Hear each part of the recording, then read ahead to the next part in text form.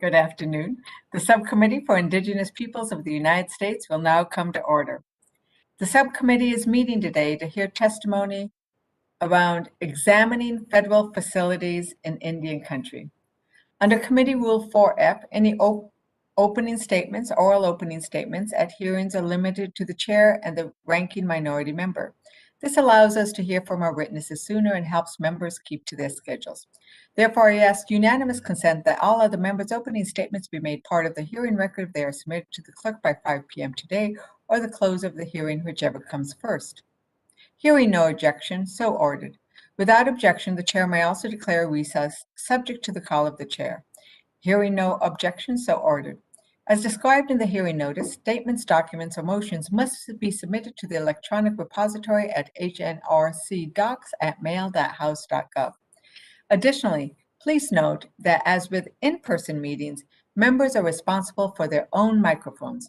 As with our in-person meetings, members can be muted by staff only to avoid inadvertent background noise.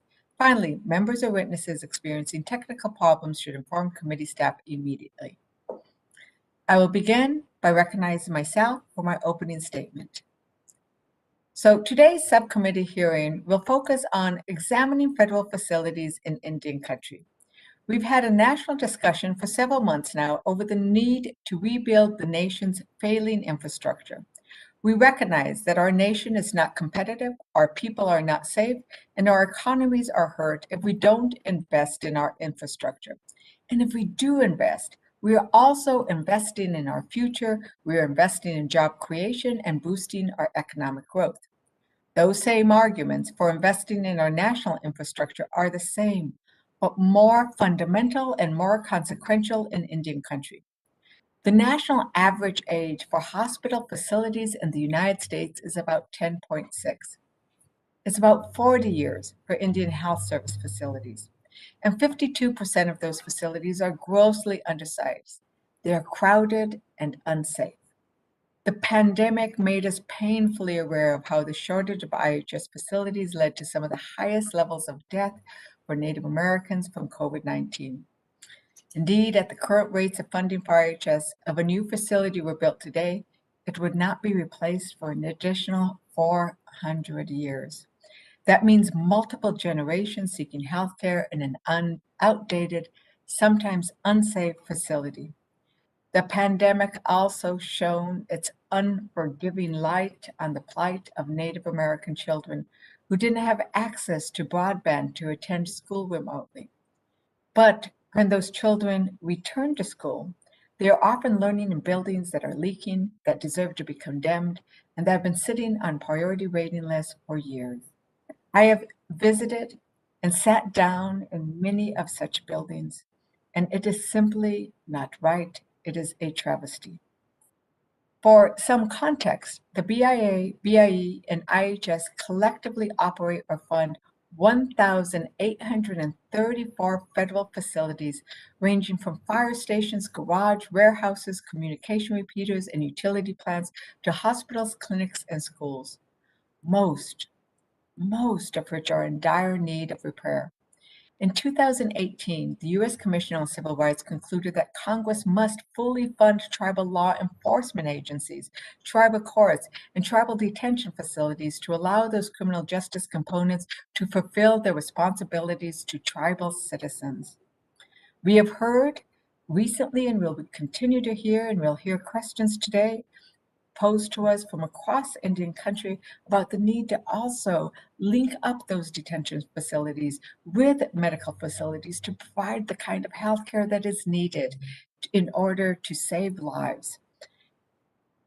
So another bit of context is that if we were to address the facilities backlogs in federally funded facilities in the Indian country, the federal government would need at least $56 billion to address the backlogs and deferred maintenance across BIA, BIE, and IHS. I know I just gave you a lot of numbers, but I think it's important that we quantify this enormous problem.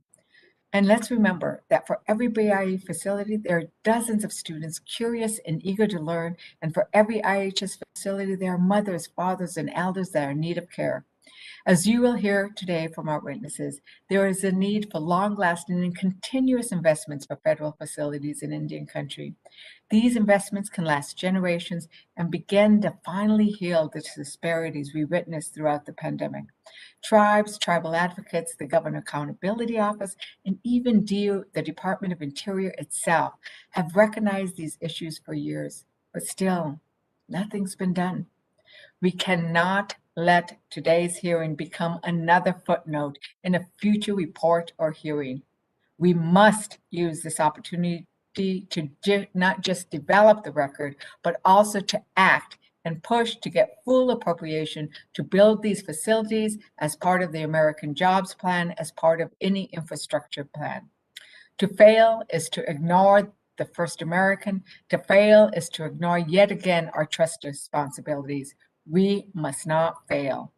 As I've said before, we are at a unique moment in history where we can have a lasting impact on Indigenous communities' future, on their infrastructure, on their opportunities. I look forward to the subcommittee and the full committee support for these vital infrastructure projects. Our distinguished witnesses will highlight these needs and tell stories that will spur us to action. I now recognize Ranking Member Young for his opening statement. Thank you, Madam Chair, and thank the witnesses for being here today, although it's virtual. You mentioned today's hearing is being held to examine federal facilities in Indian country. As I've said before, quality infrastructure is critically important to every part of this great nation. But I can see that potential economic development that communities, rural villages could achieve if they were given the resources to put ideas into action. Nowhere is infrastructure more important than our Native communities. The Bureau of Indian Affairs, the Indian Health Service are the primary agency charged with providing services to tribal communities. Unfortunately, many facilities in tribal communities are in dire need of replacement, as you mentioned, Madam Chair, or need extensive repair and maintenance. On April 21st, 2021 hearing, this subcommittee heard firsthand the dramatic needs in sanitation facilities investment. The IHS Sanitation Facility Construction Program currently has a backlog of more than $2 billion. That's billion, not million. I am proud to be the co-sponsor of a bill with Mr. Holloran who would address this backlog. In addition, Indian Healthcare Facilities Construction Program has a 2.2. You add that up, that's about 4.2 trillion backlog. That's not new construction, that's backlog of maintenance and new construction. At the Bureau of Indian Affairs, public safety and law enforcement related infrastructure is inadequate. There's a few examples that barely scratch the surface on need in the Indian country. Earlier this year, I had the privilege of attending a productive meeting in the Oval Office with President Biden on infrastructure. I share optimism. There's an appetite for bipartisanship. I'd appreciate he listened to my ideas on the scope of the bill and funding mechanism. As I've said before, we must be cautious about the goals of this bill and with the very definition of infrastructure. We must make sure that the bill is paid for. Both sides must be willing to set aside sacred cows and collaborate for the good of the American people in this bill to come together. If there is no serious funding source, though, we'll not have a serious bill. We've gone through 3 of those bills and did really very little. Most importantly, we have to listen to the tribes, find out what they want. There's a number of ways that Congress can improve infrastructure beyond just injecting billions in budget accounts. Many tribes, and I have it in Alaska, they show they're better equipped to manage federal programs and the infrastructure it supports. Indian Self-Government Act is a powerful tool that more and more tribes are using because they know what is best for their communities and their tribes. Native communities should continue to design and build programs and facilities that work for them, and Congress and administration should partner with them in these efforts. My hope is that we work together in a bipartisan way to really do some good, not simply put another ban on an Indian country infrastructure. In closing, I'm pleased that after nearly 6 months, we are joined here today from officials of the administration. I again want to thank the witnesses, thank the chairman. I look forward to hearing from the testimony from these witnesses today. With that, Madam Chair, I yield back.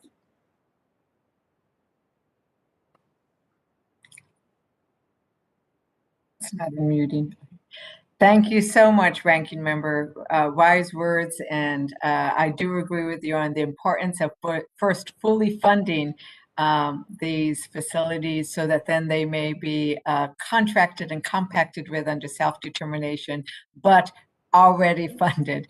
We also have today with us the chairman of the full committee, Chairman Raul Grijalva. Chairman, would you like to Thank you, Madam Chair, for the courtesy, and let me thank you personally and the ranking member, Mr. Young, personally, for, I know these have been issues since your arrival. That was one of the first items that you brought up in our discussions, and Mr. Young has historically been an advocate for the discussion that we're having today, and I want to thank you for that.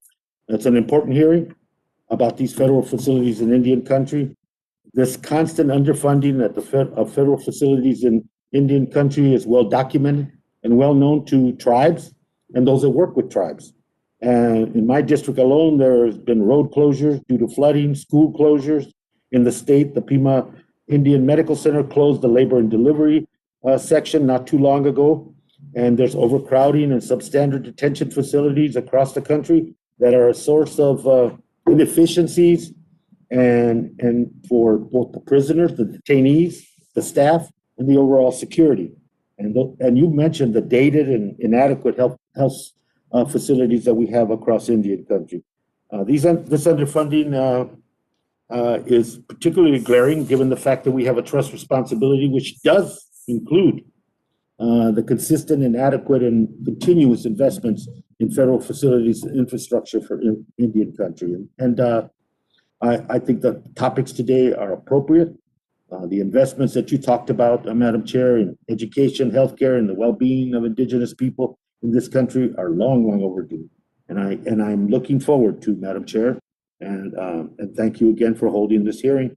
Looking forward to your committee's recommendations and the FYI 22 proposed Biden Interior Department proposed budget, and where there are gaps in it to make the recommendations to correct them, as Mr. Young so eloquently stated. And with that, Madam Chair, thank you so much, and I yield back.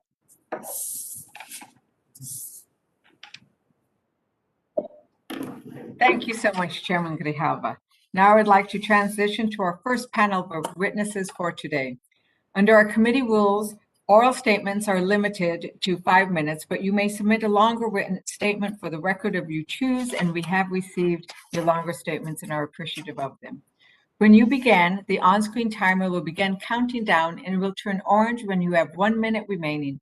I recommend that members and witnesses joining remotely use the grid view so that they may lock the timer on their screen.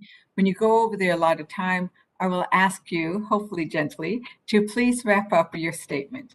After your testimony is complete, please remember to mute yourself to avoid any inadvertent background noise. I will allow the entire panel to testify before we question the witnesses. The chair now recognizes Mr. Randy Grinnell, who is the Deputy Director for Management Operations at Indian Health Service. Mr. Grinnell, you are now recognized for 5 minutes. Good afternoon, Madam Chair and Ranking Member Young and the members of the subcommittee. Thank you for the opportunity to testify on the Indian Health Services federal facilities in Indian country. Indian healthcare facilities are provided in over 687 IHS owned, leased, or tribally owned healthcare facilities, mostly in rural and isolated areas, and 41 urban Indian organizations operated out of 77 locations.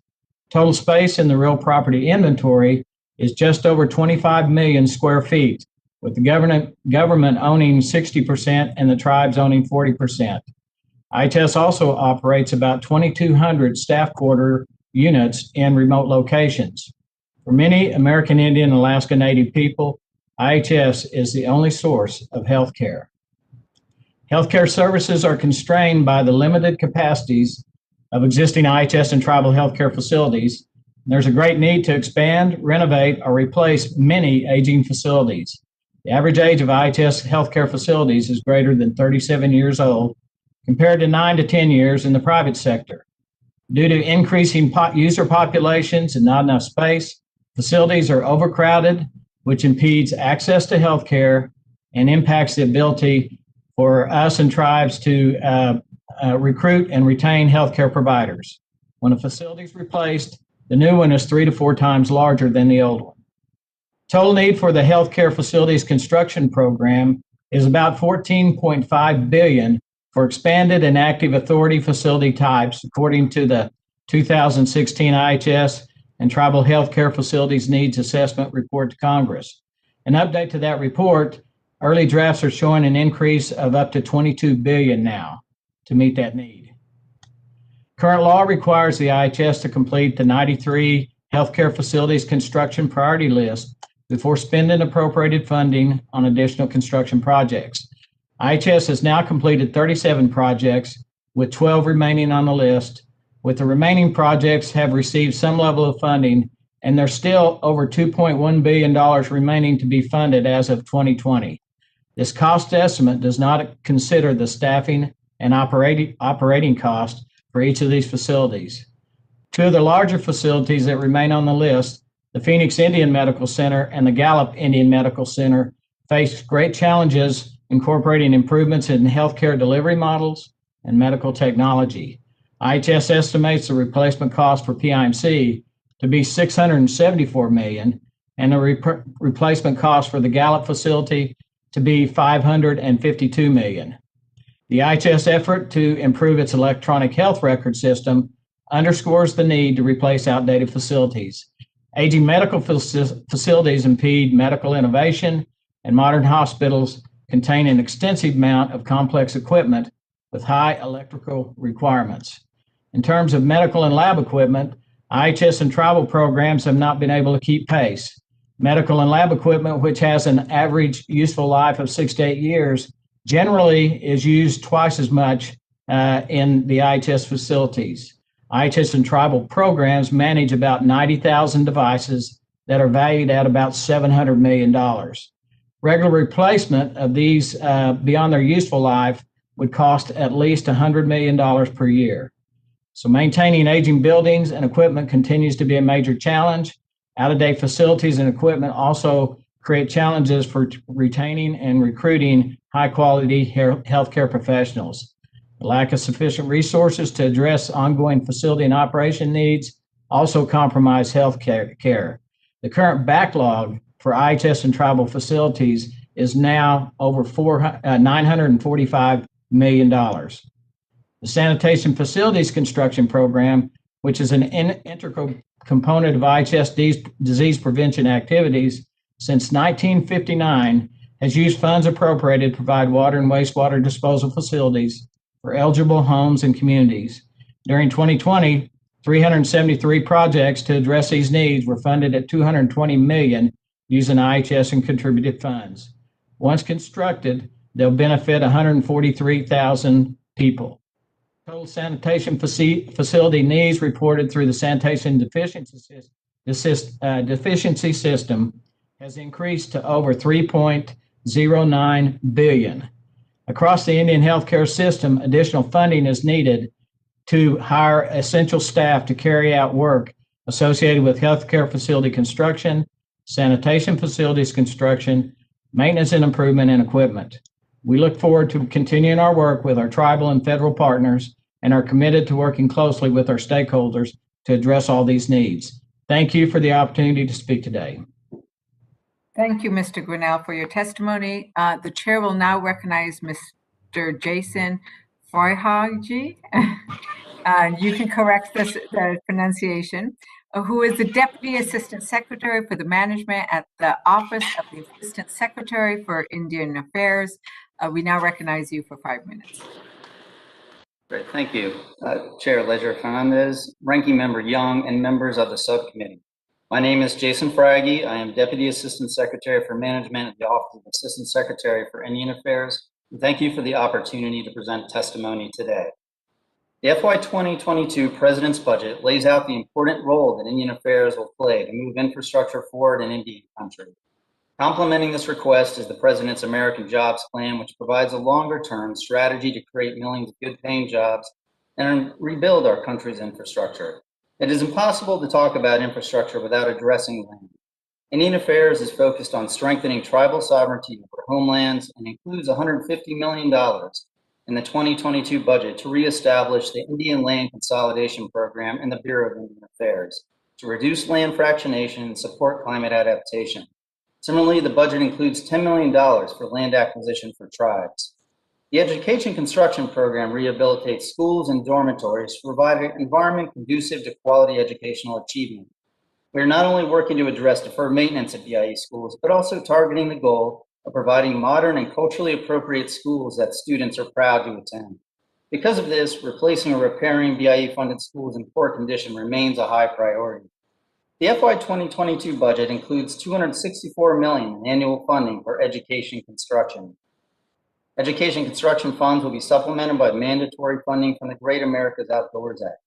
With a combination of discretionary funding and Great America Outdoors Act funds enacted through FY 2022, Indian Affairs can fully fund replacement of all 10 schools in the 2016 replacement list and up to 3 additional schools. Most schools require additional in-school IT staffing to adequately support the students and faculty and maintain the school networks and computing resources.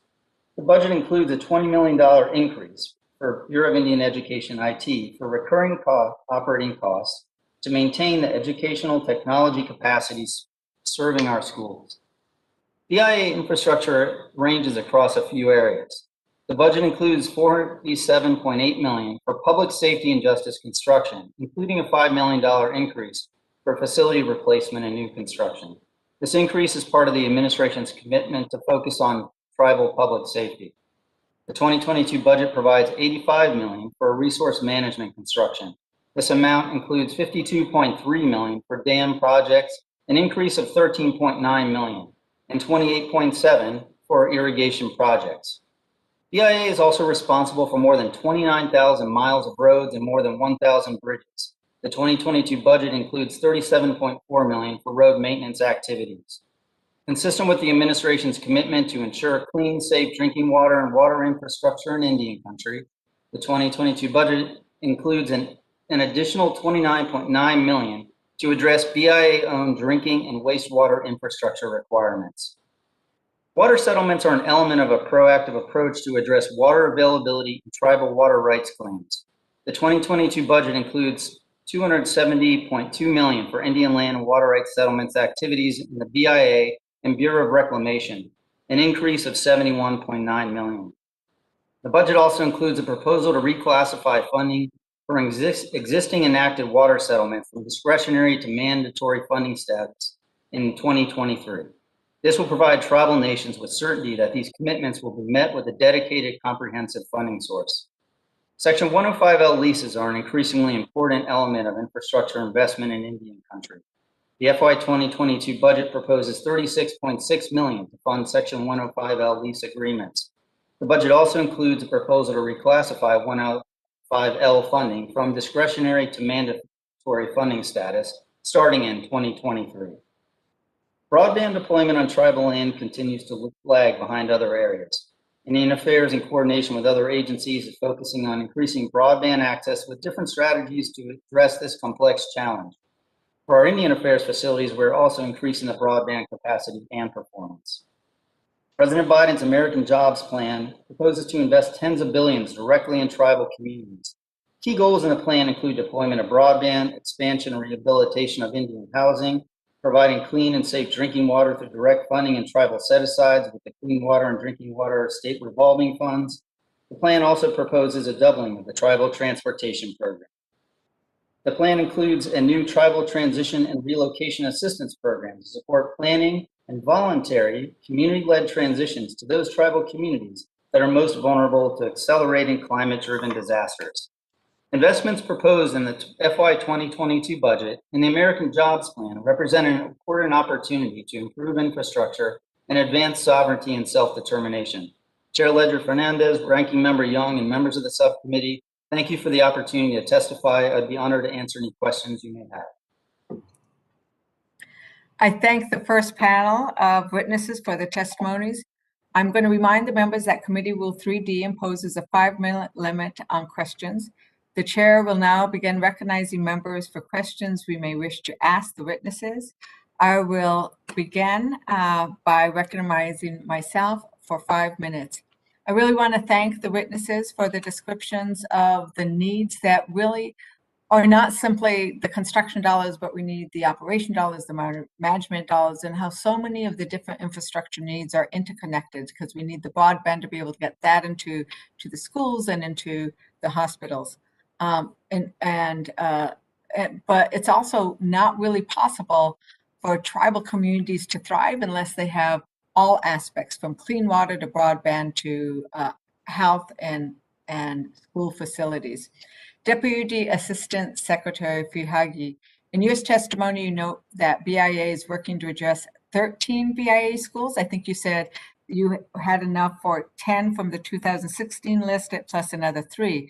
But we also know that there are a total of 73 BIA schools in poor condition that you don't currently have the funds necessary for major replacement or repair projects. What I want to ask you, I'll ask the questions all at once. So what infrastructural deficiencies define a BIA school as being in poor condition? And how are we going to, what is the plan for addressing this backlog? And if, I'll leave it at that, because I know we all understand that the poor condition of the BIA schools is going to obviously impact the student population, their ability to learn. Great, thank you very much. The overall deferred maintenance level for BIE schools is over $800 million, but I think it's important to note that that really just reflects addressing deferred maintenance. That doesn't mean it's a modern, fully culturally appropriate school that the children are proud to attend. So our goal is a little bit higher. As you noted, we have the ability within the 22 request to complete the funding for the final school on the 2016 list. And then we're moving forward and funding 3 additional schools. There are 73 schools remaining that are in poor condition. It costs us on average about $62.2 million to replace a school. And so for those 73 remaining, that full cost would be about $4.5 billion. In terms of the plan, one of the things that we put in place over the last 2 years is we initiated a new site assessment and capital investment plan that creates a data-driven, transparent process that allows us to identify and prioritize the schools that we're addressing. So it's known how we're moving down the list. Additionally, once the schools are identified, we do some initial planning with the tribe or local school board on the design, the factors that they want, and matched up with our requirements. That process has made it much more transparent for how we address the schools. And by doing some of the earlier planning and design up front, it's helping us to move a little bit faster with the funding we have. Thank you, Mr. Fihagi. I want to make sure I address a question to our other witness with regards to the Indian Health Services. As we know, there's been a sad failure to uphold the trust responsibility, and we know that Native American communities' rates of substance abuse is higher than for other demographics. I've spent time in my district, and I hear over and over again about the importance of building facilities so that there are beds available. Just recently, President Nez of the Navajo Nation reminded me about the promise of telehealth, particularly since many tribal communities are in rural areas. So I would like to ask you to address the importance of making sure we have broadband so we can bring quality behavioral health care to the IHS patient population. And then also, how are we going to, and what are the plans for increasing patient access to behavioral health care and to building the facilities or the portions of facilities to be able to address the issues regarding behavioral health and substance abuse and addiction? Yes, Madam Chair, thank you for that question about behavioral health.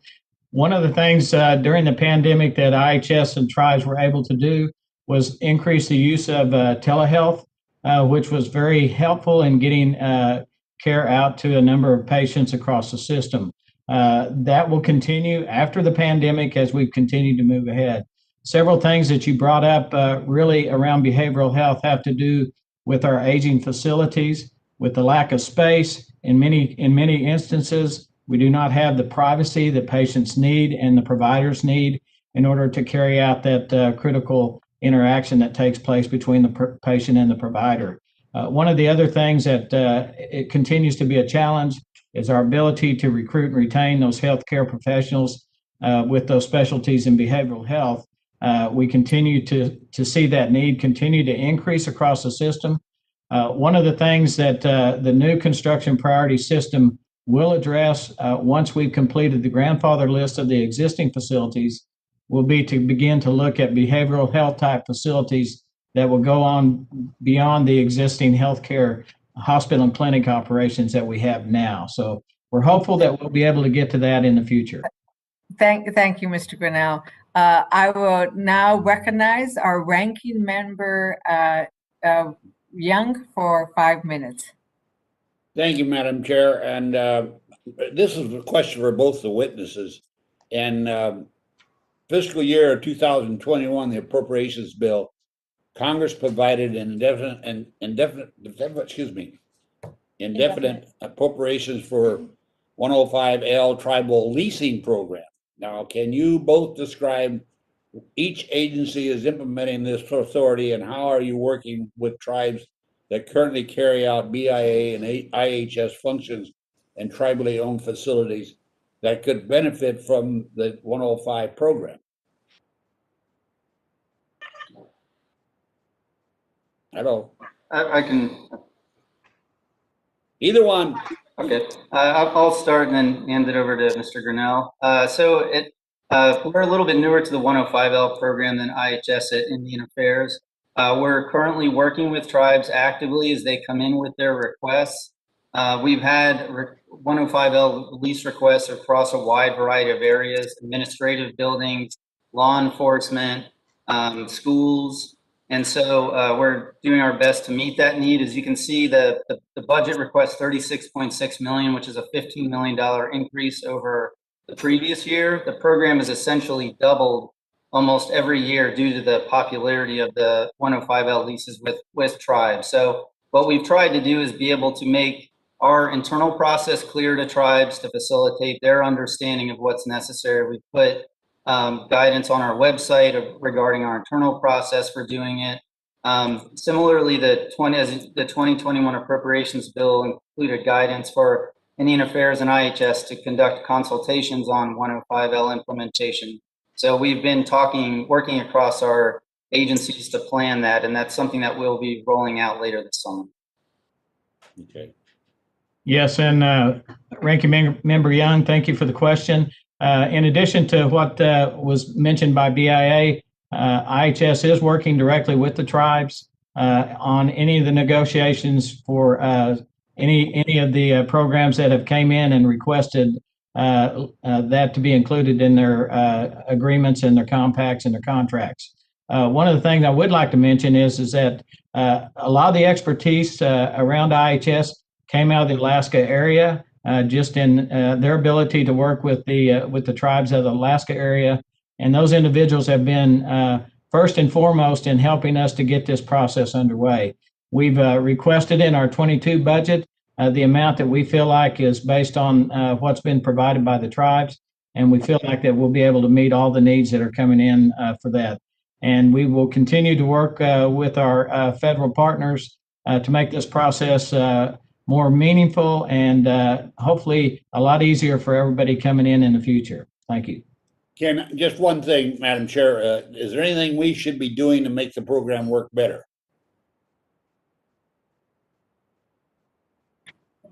Either one of you. Good question for the chair. I think we do need to look at the program. I think the various programs that allow tribes to either enter into joint venture, lease, and actually exercise their self-determination rights is very important. We have many tribes who do it so successfully, so we will continue to explore that, Mr. Ranking Member Young. All right. I yield back. Thank you very much, Ranking Member, for your question, inquiry, and concern with regards to this unique and very, I think, effective method. I did my first joint venture maybe a decade ago. It was under a different rule, but similar in nature. The chair will now recognize the Representative Gallego from the state of Arizona. Can you change that? Because they're going to say me room now. Thank you, Madam Chair. My first question is for Mr. Grinnell. Mr. Grinnell, I was glad to see that IHS budget this year includes a proposal to allow urban Indian organizations to use their funds on renovation and infrastructure projects like other contractors. This proposal is identical to my bill, the Urban Indian Health Provider Facilities Improvement Act. I also want to thank IHS for the technical assistance you provide on the legislation. But I am hoping that you can expand on IHS's proposal and explain why removing this restriction is necessary to allow UIOs to better serve their patients. Yes, thank you for that question regarding the urban Indian organizations. In the past, up until now, those UIOs were not able to utilize funds from IHS related to any facility issues unless it had to do with accreditation through one of the accrediting bodies. Fortunately, there is proposed language in the 22 CJ that we feel like will help to address that issue going forward. And with our Urban Confer in place, we continue to get good input from those facilities on their needs, and we hope that going forward we'll be able to address those things in the future. Right, and given IHS inclusion of this fix in this budget request, would IHS feel positive about passing legislation to enact a proposal also? Well, I'm not exactly sure why it was included that way in the law, but we can only speculate that the drafters of that law did not have an understanding about the UIOs and their need. And I would only refer to you and the subcommittee to our CJ on that issue for the 22 president's budget. So we're hoping that that's going to help to address it in the future. And I guess, I mean, is there, in your opinion, any good reason for it still to exist as a restriction on UIOs today, when most no longer use the accreditation standard mentioned in that specific statute? Yes, sir. I'm not really sure why it had been included in the law. Okay. All right. Well, thank you, Mr. Grinnell, and I yield back. Thank you, Representative Gallego. The chair will now recognize Representative Rosendale for 5 minutes. Thank you, Madam Chair. My first question is for Mr. Grinnell. Mr. Grinnell, in Montana and across the nation, Indian country was hit particularly hard by COVID-19. What are some of the causes that you would attribute that to? Thank you for the question, sir. My opinion, a number of the reasons why that Indian country saw COVID to be such a major pandemic really had to do with a number of things that relate to particular tribes. One thing in particular is that many of the homes that Indian families reside in are multi-generational, where there may be young, middle-aged, as well as elders that all reside within one household. That makes things extremely difficult when you get into exposure and contact tracing and spread of the pandemic. The other thing that we really saw that was a major issue across Indian country was the lack of sanitation facilities was a major cause for the spread of the pandemic. And I can give examples like on the Navajo, where we had many locations where there was not potable water. That created just the ability to have fresh water. The basic sanitation things that were recommended, like hand washing and so forth, were just not available to many of those remote locations. And so we continue to see the spread of that virus throughout Indian country, a lot of times because of those particular factors.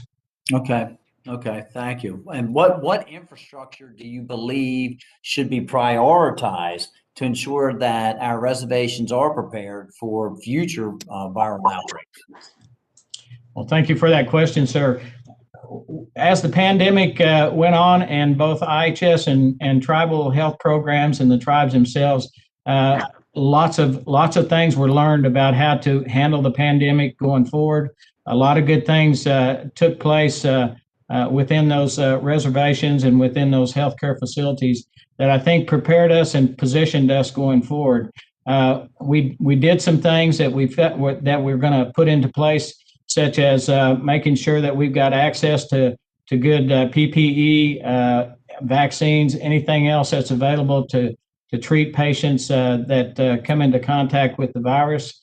And we'll make sure that those things are in place going forward. The other thing that I think that really worked is we had really good communication across the system. And I think that that was tremendously beneficial. We saw time and time again where that communication between the tribes and the IHS and the providers and so forth really had a positive impact on being able to get that word out to address the vaccine and also to get the vaccination program underway. Very good. Thank you. Thank you.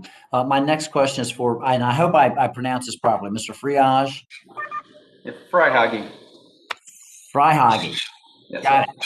I think COVID-19 showed us just how critical, reliable, high-speed internet access is. Unfortunately, many rural tribal communities still lack the needed broadband infrastructure. Can you discuss further efforts the Bureau is currently taking to deploy broadband to ensure access for rural schools, medical facilities, and tribal members' homes?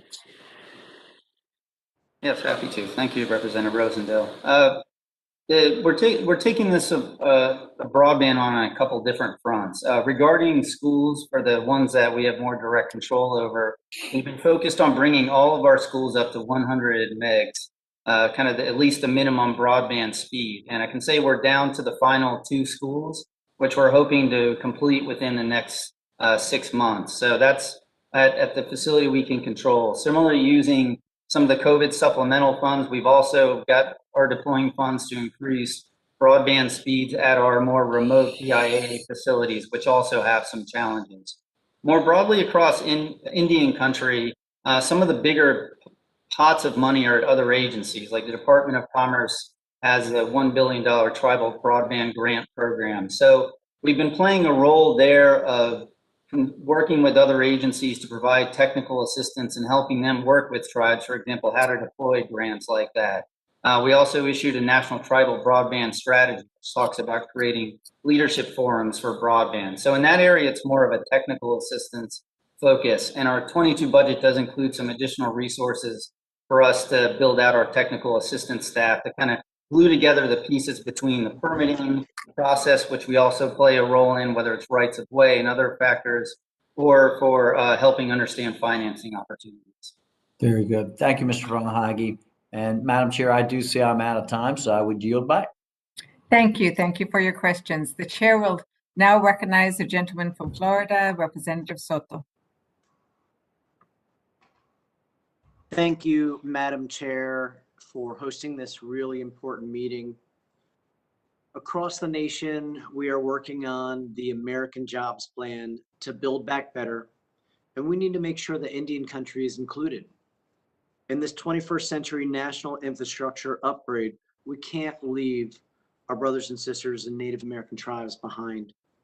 The U.S. Bureau of Indian Affairs has its own agency branch, the Seminole Agency, in my home state of Florida. It's the first point of contact for the Seminole Nation of Florida and the Miccosukee tribe. It includes branches in forestry to protect tribal and individual Indians' natural, cultural, and heritage resources, helps to manage resources to promote responsible use and sustain a dynamic economy, economic and cultural opportunities, safeguarding property and financial assets, advancing scientific knowledge, and improving the quality of life in the Indian communities in Florida.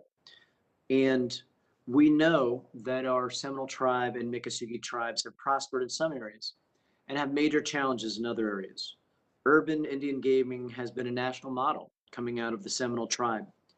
Yet the tribes, including Miccosukee, also have an extensive agricultural tradition, farming and ranching, citrus and cattle, fruits and vegetables. And there are many challenges they face, from access to enough water, to rural broadband, to healthcare and education services, even respecting tribal sovereignty on their lands. These challenges are exacerbated during the COVID-19 pandemic, particularly the healthcare services.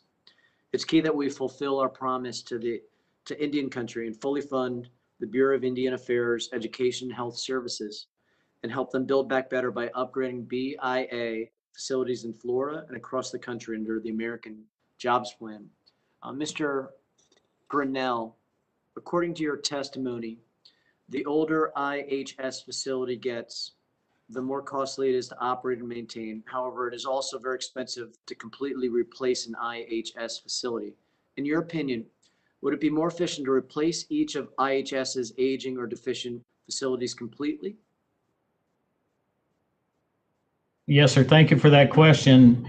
Yes, in my opinion, replacement is really the best alternative instead of trying to continue to deal with an old and dilapidated facility.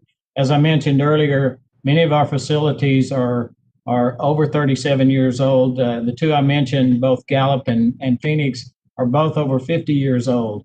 With that age of a facility, it's just almost impossible to keep up with new technology and retrofitting in order to deliver health care.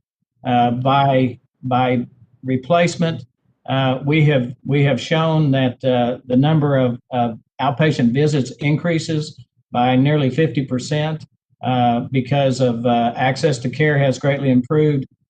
They've got better technology, and also the new construction methodologies that are used and take into account things that we can't do in the old facilities, such as Wi-Fi and so forth, because of the poor state of condition of the old facilities.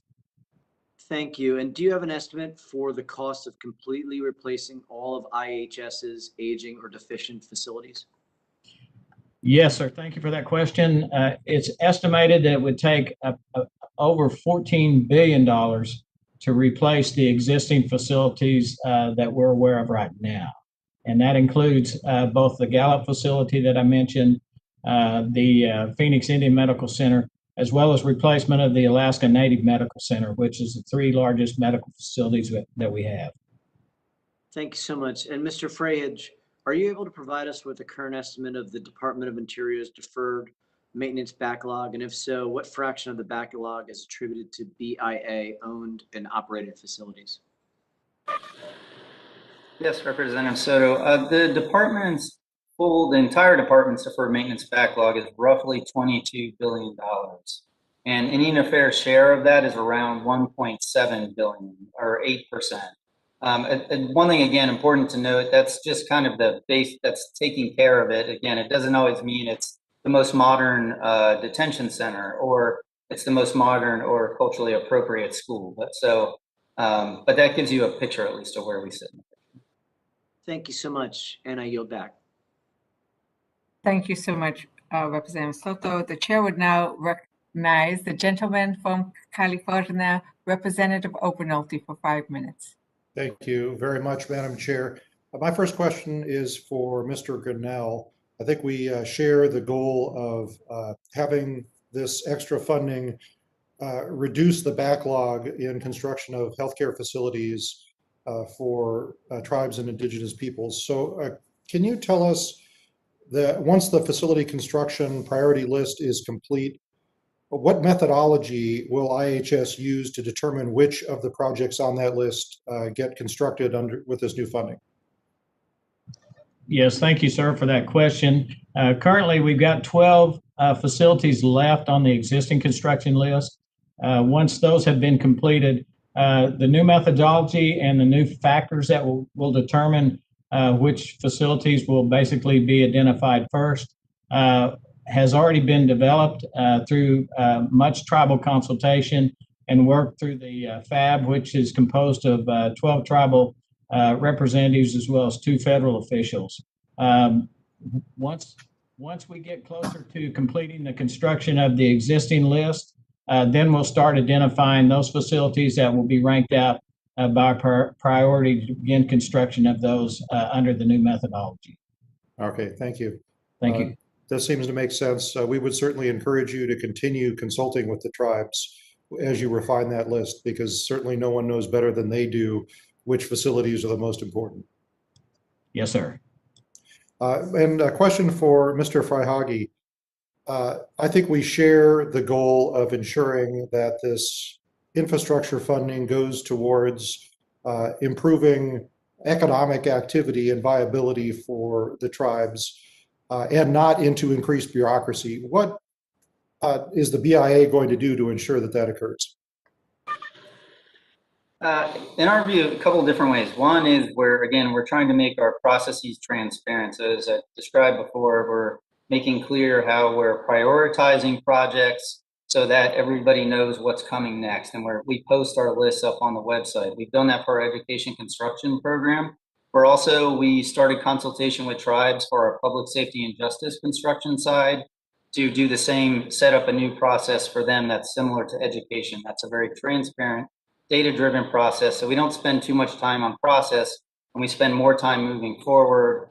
So that's one key for the project we control. The other piece, obviously, in any infrastructure development, there's the ensuring that we're moving the role that we have in approving rights of way or other leases to ensure that the tribes, that as projects move forward and it's pushed on the tribal end, they're able to do what they need to be able to move projects forward quickly.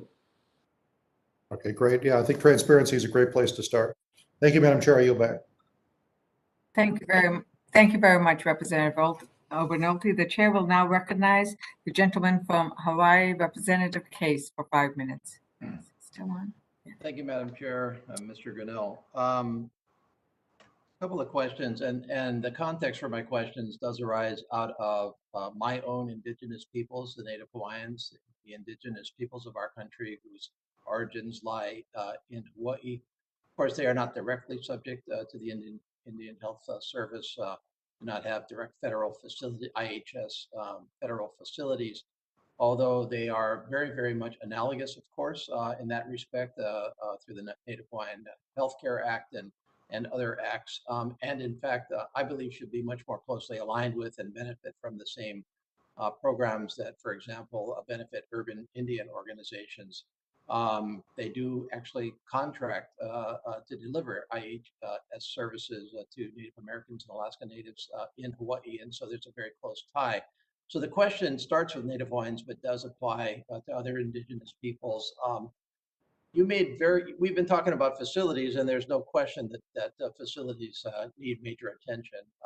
You made very brief mention of personnel that staff those facilities. So, for example, healthcare professionals, and the challenge is to staff to the necessary levels, both professionally and numbers, that will deliver the services that we want to deliver.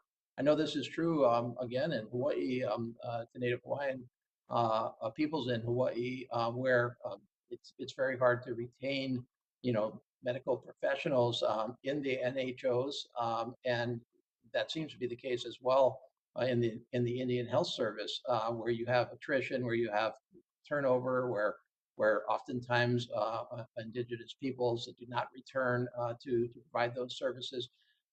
What's the solution there? I mean, we have, of course, mechanisms, federal mechanisms, such as the Public Health Service, that incentivize doctors, for example, to have their education, in fact, financed in part by service to IHS, and that does some of that.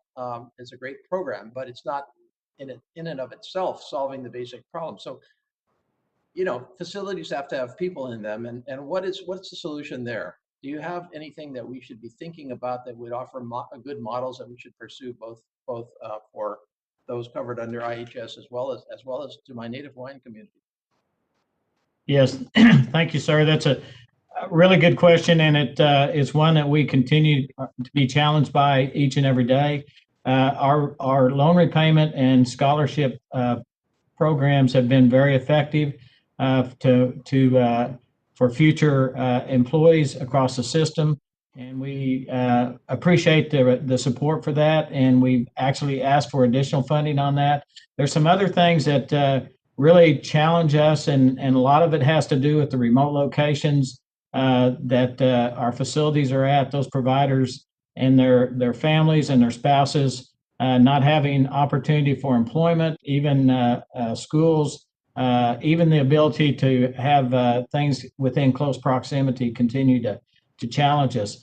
Some of the things that we also have to deal with is the competition is great for those providers, and we don't have the same authorities that the VA has for their providers. And those are some of the things that we have some of them, but we don't have all of them. I think that the ability to get some of those additional authorities for IHS would be tremendously beneficial for us in being able to be competitive so that we can recruit and retain those professionals. Well, I'm sorry, what authorities are you referring to specifically? The VA, the Veterans Administration's Title 38 authority allows us to pay more to our physicians and some of our other specialties, dentists and physicians and so forth. And they have more expanded authorities than we have available to us. And if those are offered to IHS, that would really help us to be more competitive. So you're competing on the basis of just straight market rates. There's no additional incentive that would keep folks that were in the IH system as a matter of loan repayment or otherwise, for that matter, in IHS. So it's number one, and then number two. I thought what you were going to say was that there was also some program that incentivized the second part of your question, which was job availability for family members, spouses. Yes, yes, sir. And we see that as one of those things that works against us. When a lot of times the professional family moves into one of those locations, one of the questions is, my spouse also is looking for a job opportunity, and in many cases, those just aren't available. And so that does work against us as well. Okay. I see my time has expired, so I'll stop there. Thank you so much. Thank you very much, Representative Case, for that line of inquiry. The chair will now recognize the gentleman from Arizona, Chairman Grijalva, for 5 minutes. Thank you very much, Madam Chair. Couple of real quick questions. Mr. Secretary, the President's budget includes a proposal for tribal water settlement funding. Can you tell us why it's important and how much is in this proposal? Great, thank you, Chairman. Yeah, so this is an important proposal because the budgeting is proposing to reclassify water settlement funding from discretionary to mandatory funding. And over 10 years, it provides over $2 billion for currently enacted settlements.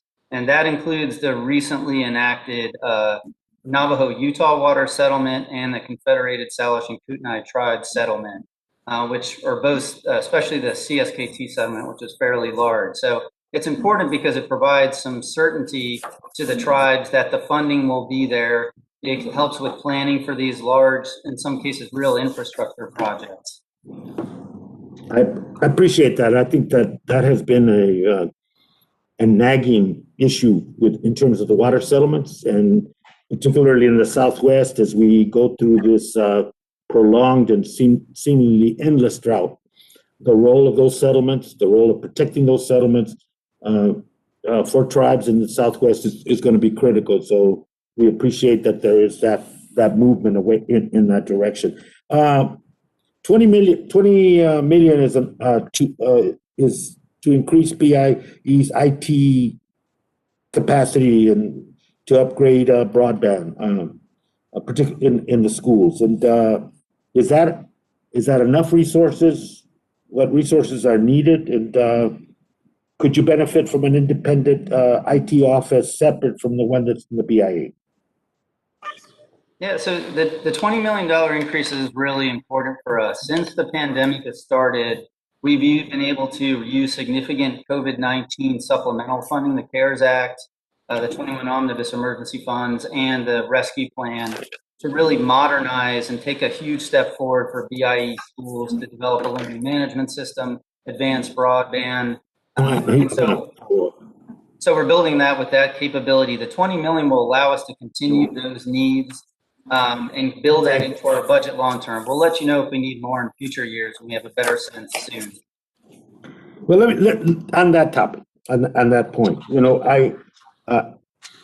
the president's budget for FY22, American Jobs Plan, in my estimation, and I'm not asking for a response, Mr. Secretary, I think the overall projected funding is inadequate in addressing the needs of this topic, that the topics of this hearing are undertaking. And I hope that those concerns are addressed as we go forward, both with the budget and with the jobs plan, because and that, I think critical, very important initiatives that will come from Congress and this committee regarding those budgets.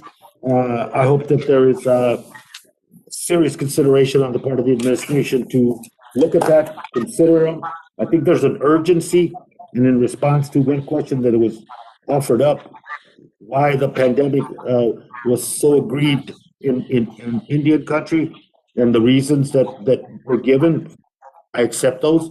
But I think there's an overlaying issue. One, the historic disparities.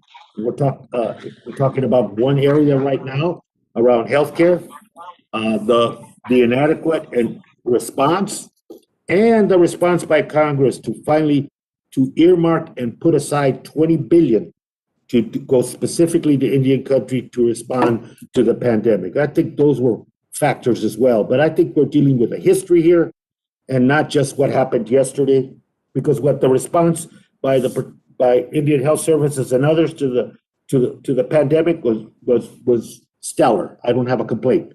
But I think we got into that catch-up situation because what has happened in the long course over decades upon decades upon decades. So that's no question, me just making a comment. And I yield back, Madam Chair. Thank you very much, Chairman Grijalva. I'd also thank our first panel for answering our questions, for submitting your testimony. I will note that the members may have additional questions for the witnesses, and we'll ask you to respond to those in writing. We will get those to you. I now want to turn to the second panel of witnesses for their testimony. Second panel, as with the previous panel, oral statements are limited to 5 minutes, but your entire statement that you've previously provided will be part of the hearing record. As you notice, the on-screen timer will begin counting. It will turn orange when you have 1 minute remaining. You can lock the timer so you can see where it's at. I will ask you to please wrap up your statement when we exceed 5 minutes. After your testimony is complete, please remember to mute to avoid inadvertent background noise. I will allow the entire panel to testify before we question the witnesses. And I'd also like to remind our second panel that as non-administration witnesses, you're encouraged to participate in the Witness Diversity Survey created by the Congressional Office of Diversity and Inclusion. I think today's hearing, we wanted to make sure we heard from the administration directly on their budgets and on their plans and directly on their backlogs. But as many of the Congress members have noted today, it's also very, very important to hear from the tribes because they are living with this directly. Their members are affected directly, and that's what we'll be doing in the second panel. I will now recognize the Honorable David Hill, who is the Principal Chief of the Muskogee Nation. Honorable David Hill. Ms. Chair, David Hill, Geo Jessica Rose. Chairwoman and members of the subcommittee, my name is David Hill, and I am proud to serve as Principal Chief of the Muskogee Creek Nation and to address you today from the heart of the Muskogee Reservation. Thank you for the invitation to discuss the most urgent priorities that impact us today.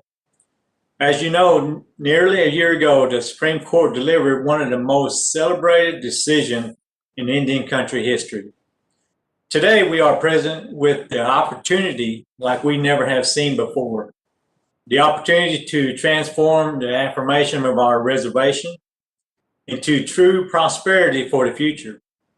We have an opportunity through capacity building to meet immediate needs and to deliver the system that secured public safety as well as economic development for the generation of all who live within our borders. In their ruling, the Supreme Court affirmed tribal sovereignty, which is good for the tribe and good for the communities around our reservation. This empowered our nation to work together with states. provide more relief to overwhelmed states' justice system, and realize more economic growth and prosperity for our region. The reality is that tribal capacity at the time of the Supreme Court's decision had been severely limited by the state's illegal assumption of jurisdiction. Let me now briefly discuss two immediate needs that are more fully expanded upon in my written testimony: incarceration and court facilities. Our first immediate need, incarceration. After McGirt, we now hold criminal and civil jurisdiction responsibilities to cover more than 3 million acres, a landmass greater than New Jersey. Our court had have to expand services to tribal citizens, not only in our nation, but more than 100,000 American Indians and Alaska Natives living within our reservation. One of the most urgent and pressing needs on the Muskogee Reservation is providing proper incarceration facilities, not only for our nation, but for other tribal government in the region and federal officials whose responsibilities have grown overnight.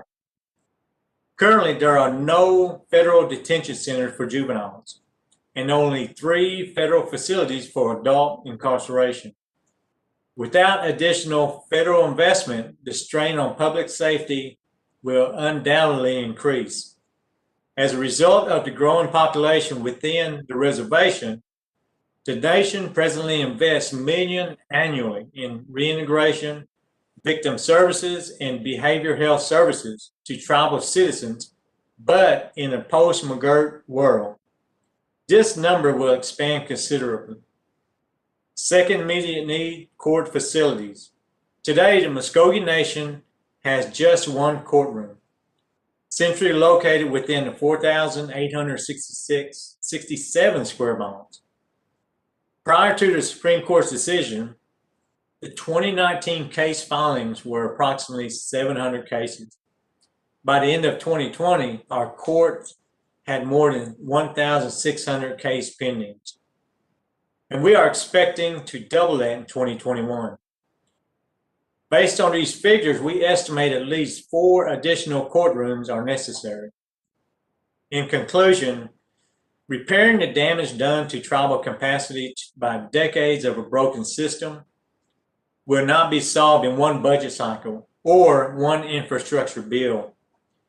We can and must address short-term pressing needs, which are not necessary but are essential. We are making substantial investment, but we need the federal government to live up to its part of the bargain and fulfill its trust responsibilities by adjusting and building permanent capacities that reflecting the new law of the land, the opportunity it provides, and the needs that comes with it. We acknowledge there have been challenges post-McGirt. However, let me be clear, we are fully capable, willing, and actively responding to these additional responsibilities. This moment of self-governance is what sovereignty is about. This is what we're fighting for. Thank you for your time and consideration. Mado.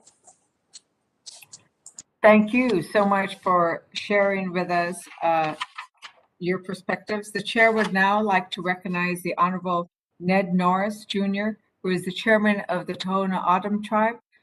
Chairman Norris, for 5 minutes. Thank you. Good afternoon, Chair Ledger Fernandez, Ranking Member Young, and honorable members of the subcommittee. I am Ned Norris, Jr., the chairman of the Tohono O'odham Nation. Thank you for this opportunity to testify. Our reservation in southern Arizona is one of the largest in the United States. We rely on certain federal facilities to provide services to our tribal citizens, including schools and health facilities. Like other tribes, our federal facilities are in very poor condition, and funding to replace or rebuild them is perpetually inadequate. First, we desperately need serious federal investment in Indian education facilities. In 2016, an Interior Inspector General report on Indian schools found major wide-ranging facility deficiencies and health and safety concerns. In 2020, the Bureau of Indian Education, or BIE, identified 86 BIE schools that are in poor condition. Fewer than half of these are in an active facility improvement program, and implementation of those programs is slow and underfunded. The nation's Santa Rosa Ranch School is one of our schools on the BIE facility improvement list. Built in 1960, it currently serves about 73 students in grades K through 8. In 2015, the nation conducted an inspection of the school and revealed a host of serious safety issues. In December 2018, after the nation raised further alarms, BIE identified what is labeled, quote, high priority deficiencies, end quote, and closed the school. In March 2019, BIE reopened the school with 5 temporary modular units. The school is still using those modular buildings. In 2020, BIE conducted a site assessment and developed a plan to renovate the school and replace some of the facilities at the Santa Rosa Ranch School. As of now, BIE reports that planning for the project is complete and that expects to begin soliciting and awarding contracts later this year, with an estimated completion date of June 2023. While the nation appreciates that there has been progress in planning for the Santa Rosa Ranch School, the fact that our children attended school for years in an unsafe, unhealthy facility is not acceptable, nor is the fact that so little progress has been made to permanently address those conditions. Second, I want to address Indian healthcare facilities. The COVID-19 pandemic has laid bare the inadequacies of federal funded healthcare facilities in Indian country, which unnecessarily cost lives. This is why investment in Indian health services facilities, which provide healthcare to millions of Native Americans, is absolutely necessary. The National Tribal Budget Formulation Work Group noted in its FY21 recommendations that, quote, at current rates of funding, if a new IHS facility were built today, it would not be replaced for 200 to 250 years, end quote. Our IHS hospital is 50 years old and serves our 34,000 members with only 14 beds, providing only the most basic services. A replacement hospital has been on the IHS facilities construction list for over 20 years. Despite the nation's pleas to date, IHS has allocated only about $15 million in funding, while $225 million is needed. IHS estimates that construction funding will be available in FY22 and 23, but even if that estimate is correct, our members will not have access to a new facility that provides better, more comprehensive health care until 2024 at the earliest. The nation's members have waited for more than 25 years for a decent, accessible healthcare facility, and they are still waiting. The nation's children have been put at risk and at unfair disadvantage by attending unsafe schools. Our situation illustrates the dismal condition of federally funded facilities in Indian country and the critical importance of investing in these facilities in the American Jobs Plan. Thank you for your time today, and I am happy to answer any questions. Thank you, Chair Norris. The chair would now like to recognize the Honorable Timothy Nuvongyoma from the Hopi tribe. He is the chairman of the Hopi tribe. Chairman, 5 minutes. Ansai Kwakwa Lolma. Good afternoon, Chairwoman Ledger Fernandez, Ranking Member Young, and honorable members of the subcommittee. My name is Timothy Nuvongyoma, and I have the honor of serving as chairman of the Hopi tribe. Thank you for the opportunity to testify about our struggle to replace our detention center. Our saga begins almost 30 years ago when the BIA straddled us with a reconfigured and inadequate detention facility, which quickly fell into disrepair and was eventually condemned in 2016. We fought for funding to replace the facility, which was secured in 2017. However, since that time, there's been no broken ground, only broken promises. I personally have testified before Congress 4 times on this issue, but as of yet, no one has held the BIA accountable, and we still do not have a detention facility. The Hopi Detention Center, or HDC, was originally built in 1981 as a treatment center, but the BIA eventually converted and repurposed it into a jail. This has led to a host of issues because the facility was not originally designed to hold prisoners. In 2004, the Interior Department's Office of Inspector General conducted a health and safety inspection of the HDC, which resulted in the immediate closure of the Juvenile Corrections Section. The Hopi tribe took it upon itself to begin to design and planning for a new facility. We invested $1 million into the effort, but there were no federal funds available to construct the project. So, despite the serious issues with HDC, it had to remain in operation. Inspections between 2013 to 2015 led to further portions of the HDC being closed for safety concerns. Many inmates were transported and housed at facilities across Arizona and Colorado. In October 2016, the BIA formally condemned and closed the HDC without consulting the tribe. In response, the tribe declared a state of emergency. The closure placed a great strain on law enforcement's ability to respond to public safety issues and left reservation residents vulnerable. Law enforcement had to transport prisoners to jails 80 miles away, which took officers off the reservation for several hours. The tribe requested assistance from BIA headquarters in Congress. Hopi leaders traveled to Washington, D.C. twice in March 2017 to meet with our congressional delegation, the executive branch, and to testify before this subcommittee regarding the critical need to replace the HDC. But things continued to get worse. The BIA informed the tribe that it was running out of funding to continue contracting for bed space. It sent a memo to the tribe's court with commutation instructions for sentences. The BIA instructed officers to conduct cite and release measures, which emboldened criminals who knew that there was no fear of prison. This had to stop. In June 2017, the tribe had a call with the Interior Deputy Secretary. The call resulted in several actions, including a commitment to pursue a $5 million reprogramming request to build a replacement facility. In August 2017, the Interior Appropriations Subcommittees approved the request. At that time, DFMC reached out to the tribe to consult on the project. It's been 4 years since the reprogramming was approved and no shovel has hit the ground. The tribe and our congressional delegation have applied constant pressure on Interior, but the inquiries were not responded to. Timelines were broken, plans were changed, consultations failed to take place, and it was never made clear to us who was in charge.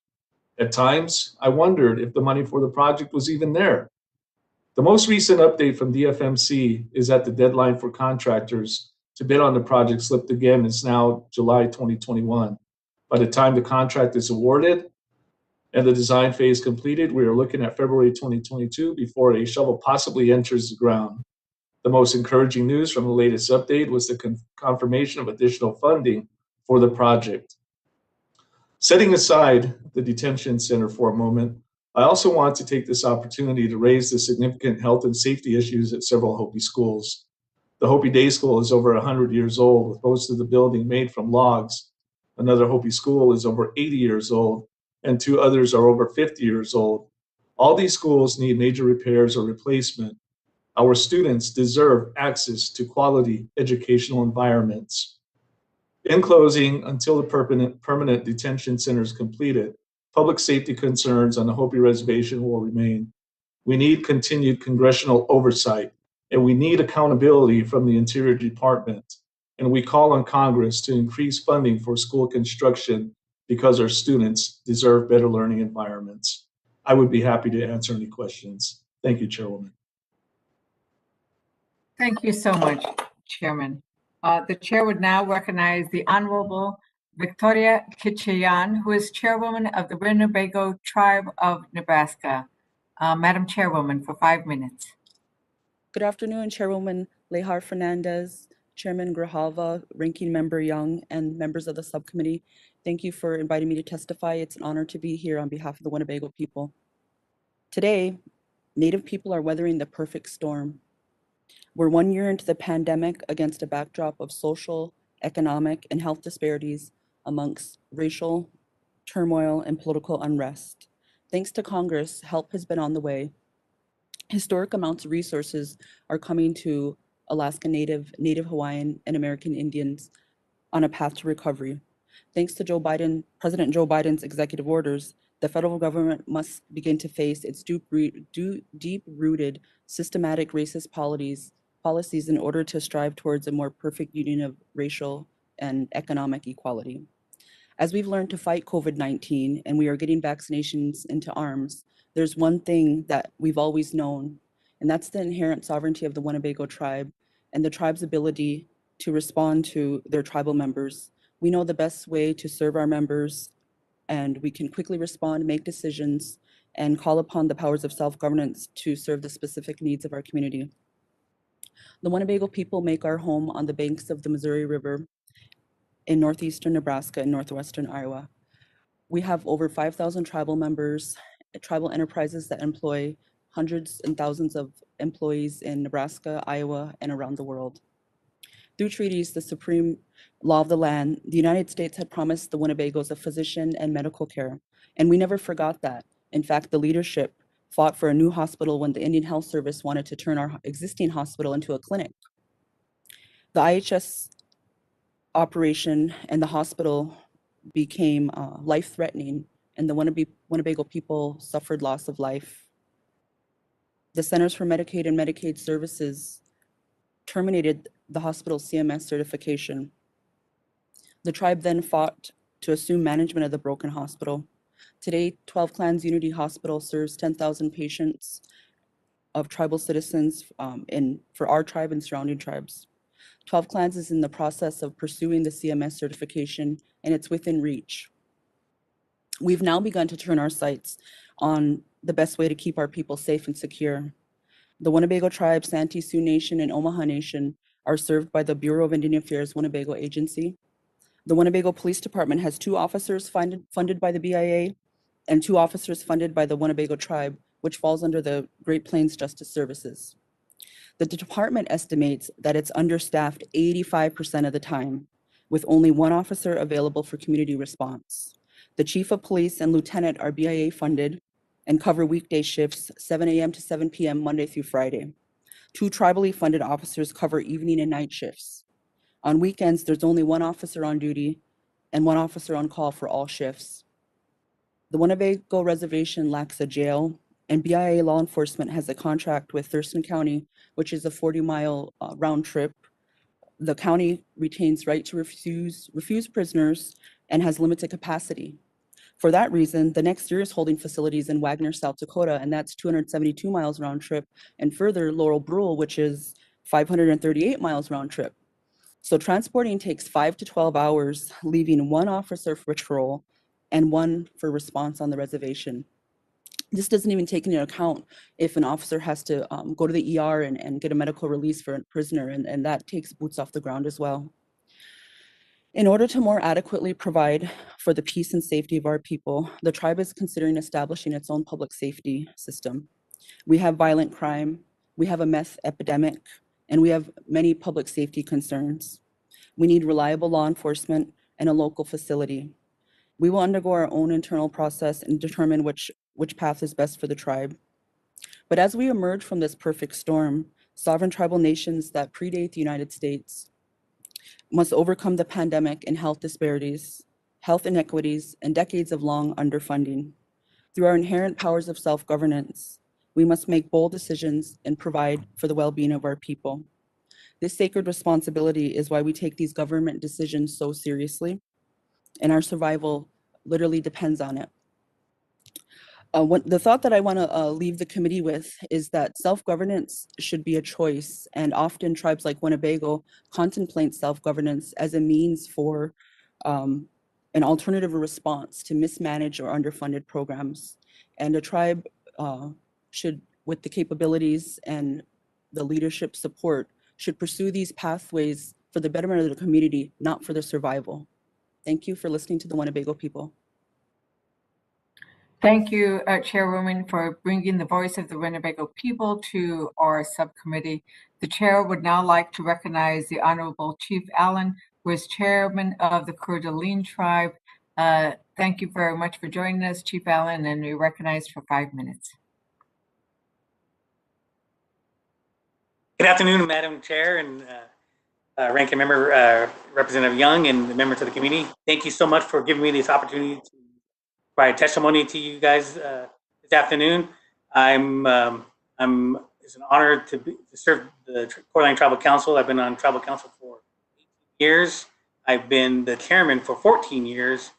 And in that 18 years of service, one of the things I'm most proud of is I listen to all my tribal leaders and my elders and listening to all the horror stories that you guys have all heard and about all the infrastructure and all the dilapidated buildings and hospitals. My tribe and my elders were very blessed. 30 years ago, we had no healthcare. We had a one shack building, and when we got gaming here, we decided, the one thing that our people need, and yes, it's jobs and security and stuff, but it was healthcare. And so our elders at that time took the time to put the money aside and to get funding for our community health center, and we built one of the model for the United States to serve our people. And we would have waited, if our elders would have waited at that time to get on the list and the priority list, we'd still be waiting, and we couldn't wait. And it saddens me to listen to some of our other tribal leaders that still have to do that.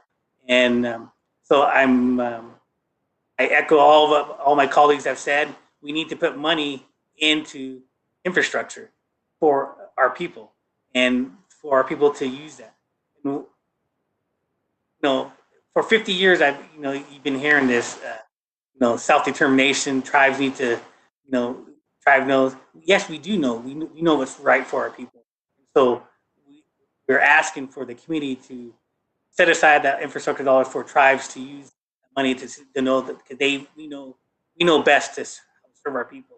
Not somebody in Washington, not somebody across the country. There's not one model that one shoe fits all, and each tribe is unique and different, and we need to.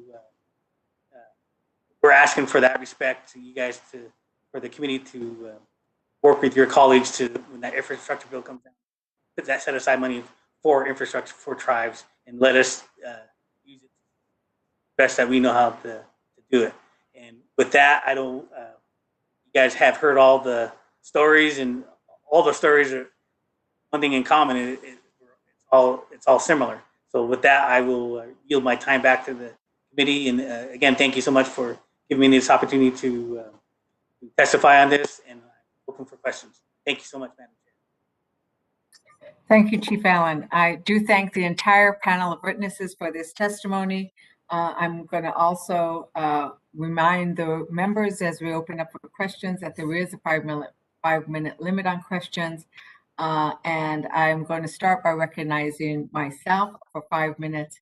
I am struck by both Chief Allen's commentary, in fact, all of our witnesses, with regards to how they have, when tribes have been able to compact or contract for the facilities and provide their facilities, they talk about how they have new and renewed facility. It's a modern facility. We're representing and recognizing the needs in our community. We start hearing about the issues of culturally appropriate, and I think that is all very important.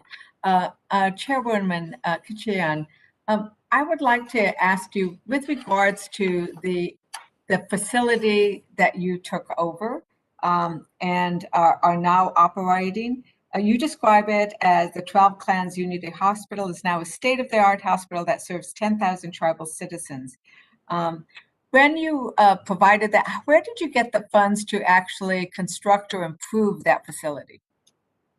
The facility actually had been advocated to Congress for 15 years.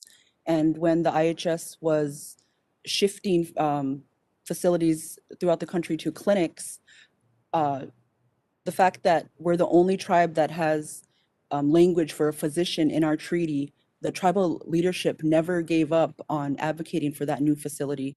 And so the new facility was actually at first federally run, and under their management, they lost the CMS certification, which caused the tribe to assert self-governance and compact that facility. So, and because I think that this is one of the keys is making sure. So you had a treaty language, but for many other tribes, they do have treaties, but if they're an executive order, if they're a grant, depending on how they came into being, there was still the trust responsibility that covers all tribes with this need. But what I understand you're telling as a story is the facility was you had it built, right? You had a facility that, as you say, is state of the art. And I think that that's a key issue of making sure that we have the facilities built so that then they can be compacted and contracted, because then you get to the importance of making them culturally self-relevant.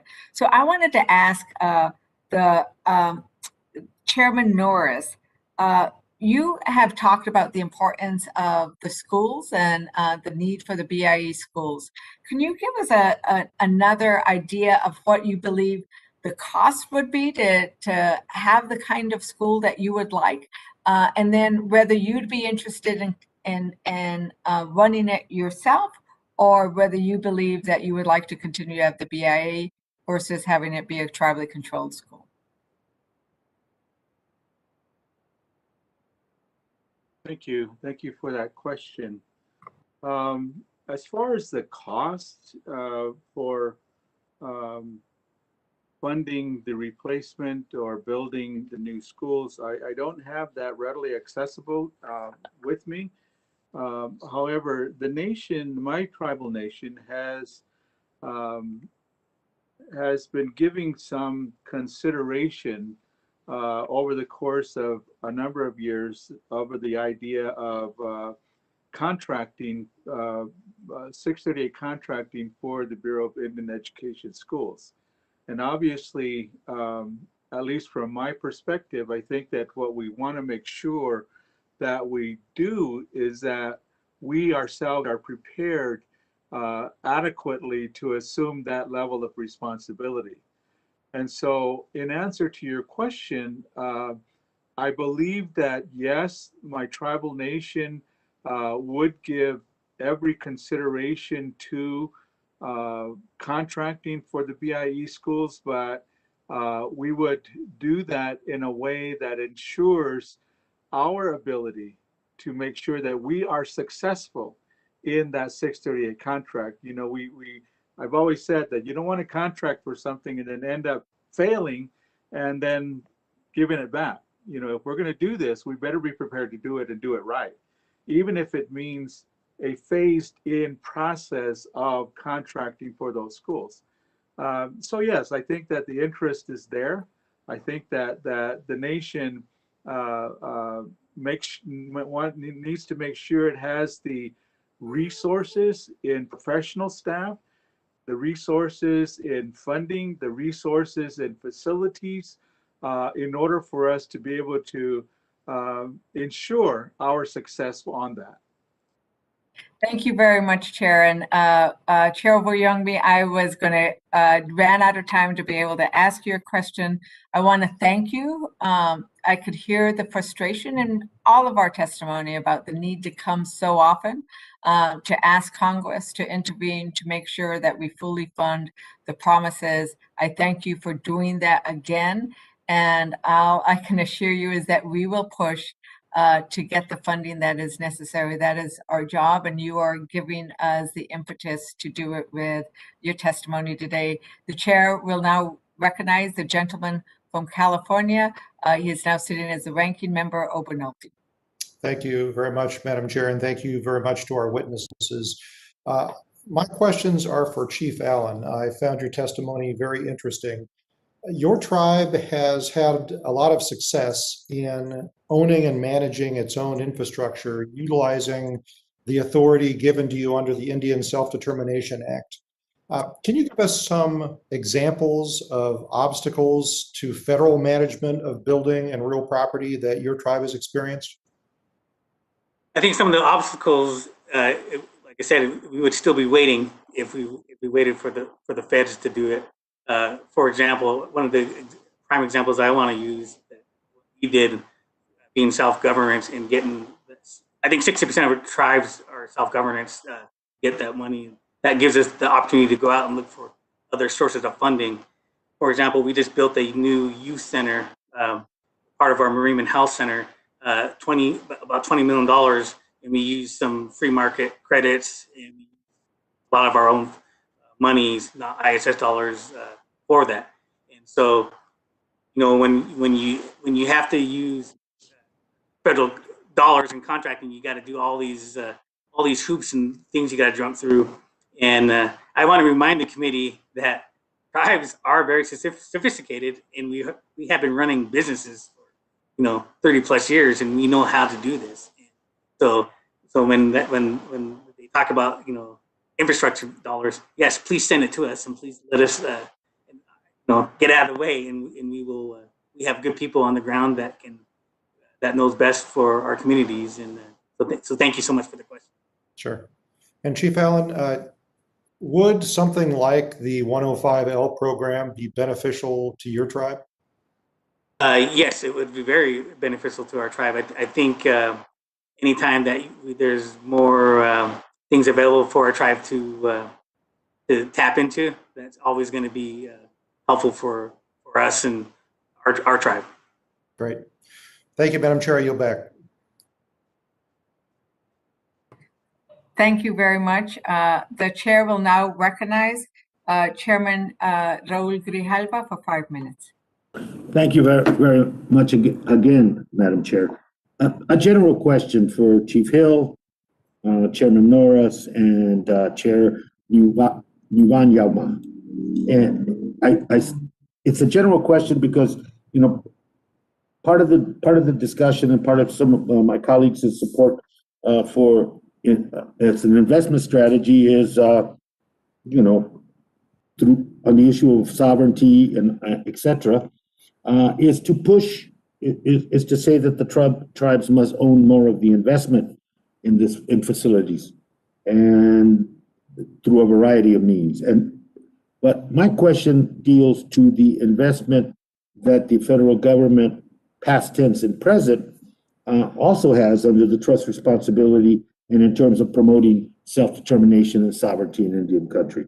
I agree that facilitating, expediting the process is critical in facilities improvements, and something has, and we need to work on that and do something about that definitively. But it is still about resources. It is still about those long waits for facility improvements. And as Chairman Norris, my friend, knows, the Santa Rosa issue is something that has that I personally know of and have agonized with for years, and just the process of not being able to get that urgency done when it should be done, it's been very frustrating. So let me ask you, to those three gentlemen, what do you see in terms of what the Biden budget and the jobs plan needs to reflect in terms of this issue? And second of all, the role of tribes in consultation and in expediting this investment, because I think it's not an either-or proposition. Tribes should be able to pursue outside investments, period. But there is a federal responsibility and investment that hasn't been made, and I think that's part of what we need to do in discussing this budget. Gentlemen, I can begin with Chief Hill, if you don't mind, and then the other two chairmen.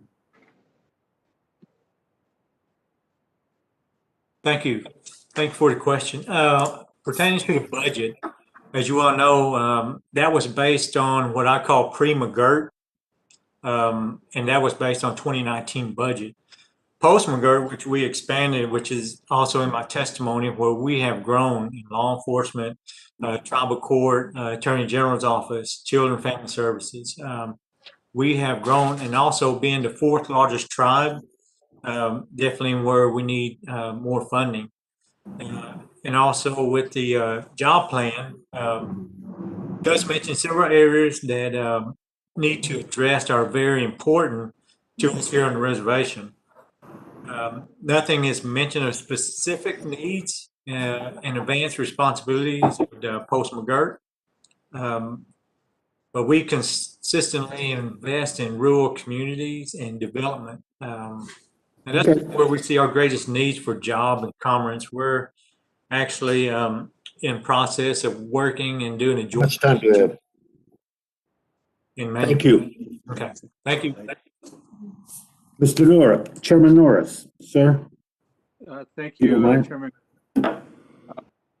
Just to add a different perspective on this from Chairman Hill's comments, in which I agree with, but I'm just thinking that there needs to be some consideration to the geographical makeup of the location of the tribe, because there are some tribes are so remote and so isolated from many metropolitan jurisdictions that it makes it that much more difficult for tribes to be able to access the resources necessary to, let's say, even do renovations in a school or build another school.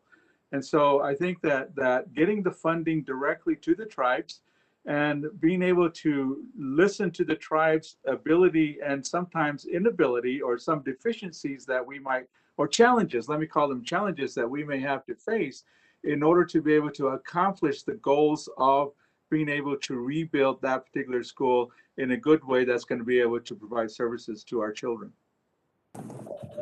Chairman, thank you. Mr. Chairman? Yes, thank you, Chairman Grijalva. And I just want to echo what Chairman Norris just said. The geographical location is very important. Coupled with that, real quickly, it makes it equally challenging when we're trying to invest in our community. I don't know how many of you know that we are landlocked by another tribe, which makes that even more difficult than the original challenges most tribes face. But I'm encouraged about the actions that the Biden administration is taking to invest in our communities that we can also use to expand that investment. Chairman Grijalva, thank you. I yield back, Madam Chair, and thank you so much, and thank you to our witnesses, and very much appreciated. Thank you very much, Chair Grijalva. The chair would now like to recognize Representative Rodriguez. Thank you for joining, and you are now recognized for 5 minutes. Thank you, Madam Chairman. Talofa. I want to thank you all for being here. Many of the issues that Indian tribes face are the same ones we face in the territories. I saw in one of the testimonies that you have a 50-year-old hospital that cannot meet current needs. This is the exact same issue we are facing with LBJ Tropical Medical Center in American Samoa. So my questions are for you, Ms. Kitchen. The tribe took big steps to assume management of the 12 Clans Unity Hospital. What advice do you have for tribes on how your tribe made that decision? The tribe, to be quite honest, the tribe had lost all confidence in the Indian Health Service. And for 2 years, the tribe had been working and as partners with the federal agency.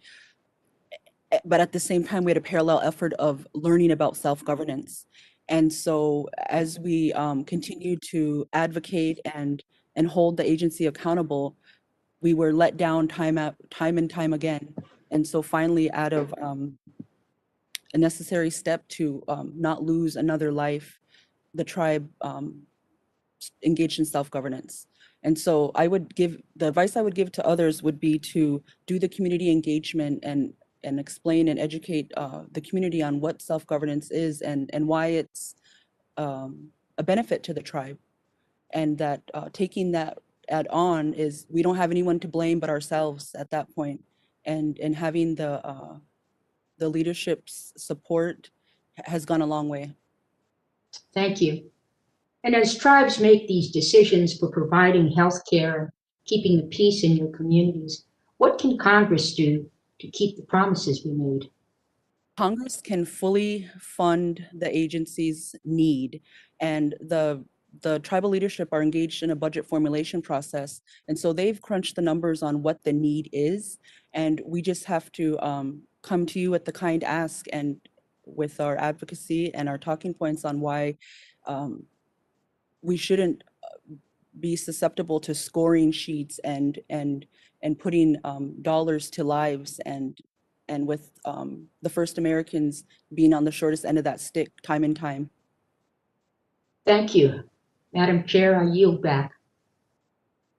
Thank you very much, Representative Rodriguez. The chair would now like to recognize the gentleman from Arizona, Representative Gallego. Thank you, Chairwoman, and good to see my friends back here, and good to see you, Chairman Norris specifically.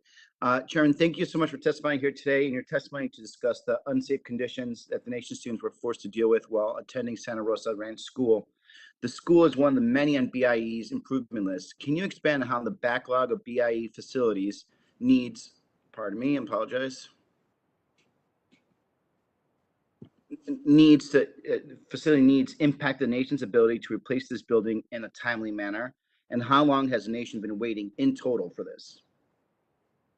Well, thank you, Congressman Gallego. It's good to see you as well.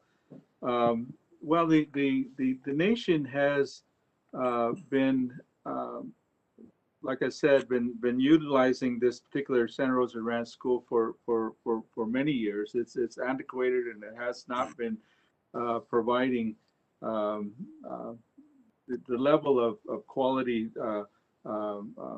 facilities that is necessary. At least for this particular school, you know, the issues with regards to the safety and the structural concerns, you know, came up in a 2015 inspection of the Santa Rosa Ranch School. And we requested this because of the unsafe conditions at the particular school. There were a whole list of safety issues that were identified, no working fire suppression system, electrical issues, heating and cooling issues, faulty lighting fixtures, plumbing problems, asbestos, structural cracks, extensive leaks and water damage, walls and ceiling tiles in need of repair and replacement, rotting boards, inoperable security lights, buckling sidewalls, and failure to comply with the nation's safety codes. And so when you look at the fact that we have been dealing with this and realizing that we have, there's a serious immediate need to address that problem, not only just with the modulars that have been replaced temporarily for that, but to build a permanent facility, which has been taking way too long for us to be able to do. And so I think that just as Chairwoman Ketchian, I think that, you know, there are processes that are in place that make it much more challenging and difficult for tribes to access funding and access our ability to move forward and address these issues in a timely manner because of maybe the federal process that is taking place. So I think that if we can figure out a way to make sure that the tribes are able to receive the funding, that the tribes are able to go ahead and move direct themselves to be able to replace these facilities and have control over that, I think is much more beneficial. Thank you, Chairman. And Chairman Yuvang Yoma, hopefully I said that correctly. Your testimony describes the arduous process the Hopi tribe has gone through to construct a safe, permanent detention facility. How did lack of federal investment in tribal infrastructure, specifically in BIA facilities, contribute to this unacceptably long process? I'm going to start just sharing my frustration again. And thank you, Congressman Gallego, for that question. It's just something that we've been battling even pre my administration, and going back and forth on this. It really has hampered the progress because we have definite safety issues out here, and exercising our sovereignty, which we embrace. We did 638 or law enforcement, but not the detention portion. Obviously, because detention facility was still in disarray and condemnation, it created a lot of safety concerns for our community. And even today, we're still running into issues with those components. But overall, just, you know, the lack of the funding and the appropriation of the $5 million, the lack of oversight is really where it's really contributed to a lot of the problems that we've encountered. So as, you know, evidence in my testimony that, you know, that oversight time and time again, despite our outreach and the work that our congressional leaders have done to try to bring some attention to this, we still haven't received those appropriate answers. But the funding portion of it, it just really magnifies the situation that we're dealing with the health and safety of our community out here and the lack of funding for the detention facility. Great. Believe I'm out of time, and thank you again, both of you, for testifying, and I hope to see you guys soon. I yield back my time. Thank you. Thank you, Representative Gallego. The chair now recognizes the gentleman from Florida, Representative Soto. Thank you again, Madam Chairwoman, for hosting this critical second panel with tribal leaders on the American Jobs Plan and improving health services, as well as Bureau of Indian Affairs facilities. Chairman Norris, what are some of the health services that the Sells Hospital is not able to provide due to its age and limited size?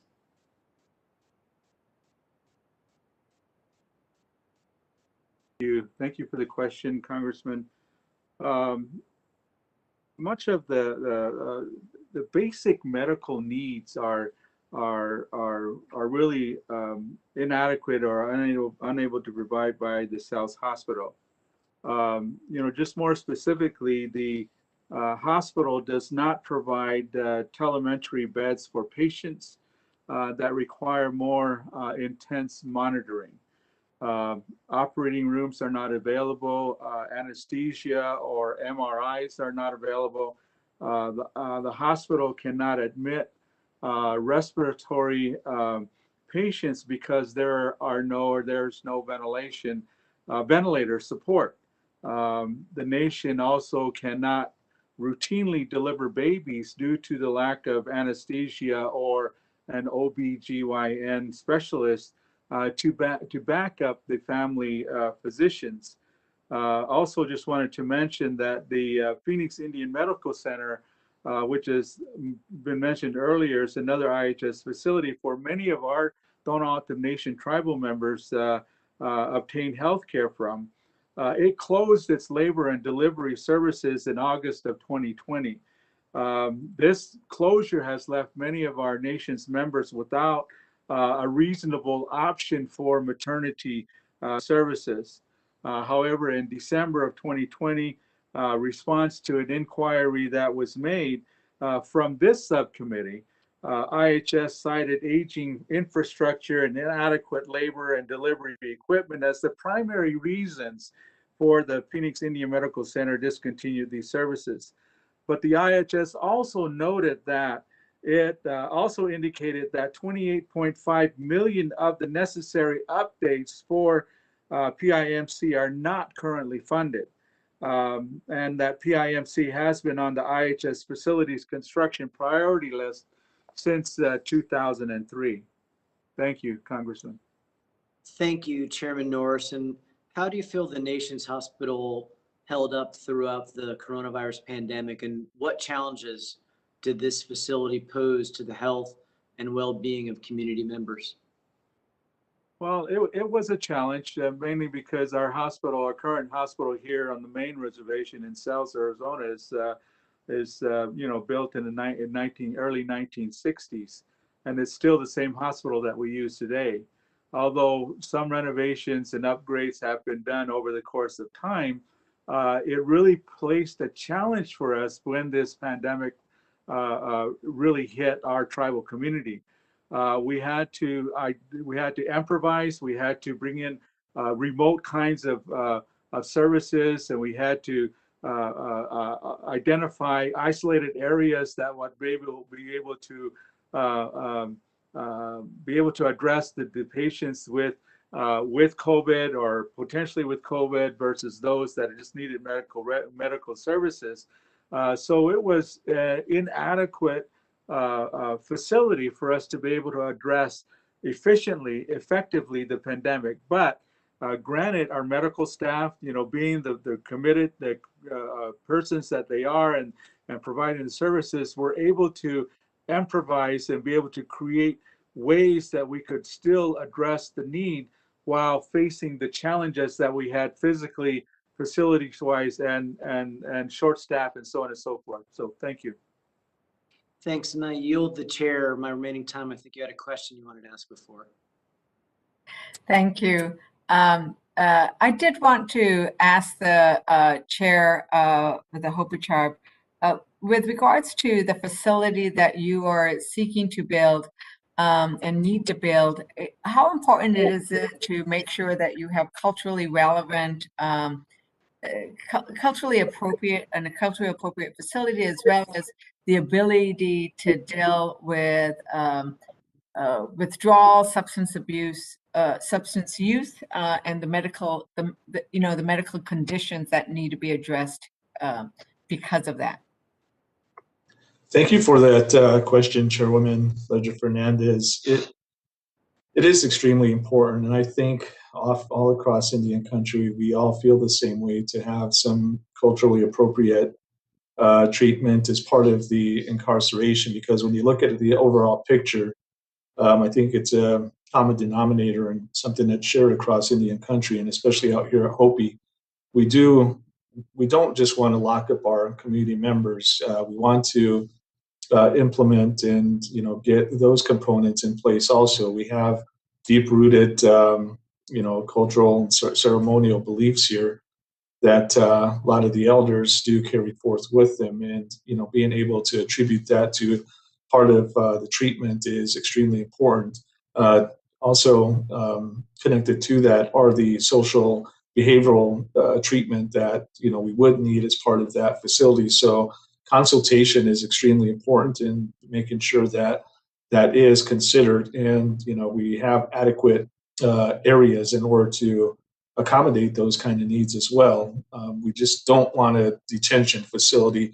I don't want to give the wrong idea that we just want to create something with bars and put people behind them. It's extremely important that we craft this in a place where we can actually provide the treatment that our community members need as part of that process. Thank you so very much, Chairman. I would now like to recognize the gentleman from Hawaii, Representative Case, Hawaii. Thank you, Madam Chair. And first of all, to each and all of you, thank you so much for your testimony, and on behalf of the Native Hawaiians that I represent, the most Native Hawaiians in any congressional district in our country.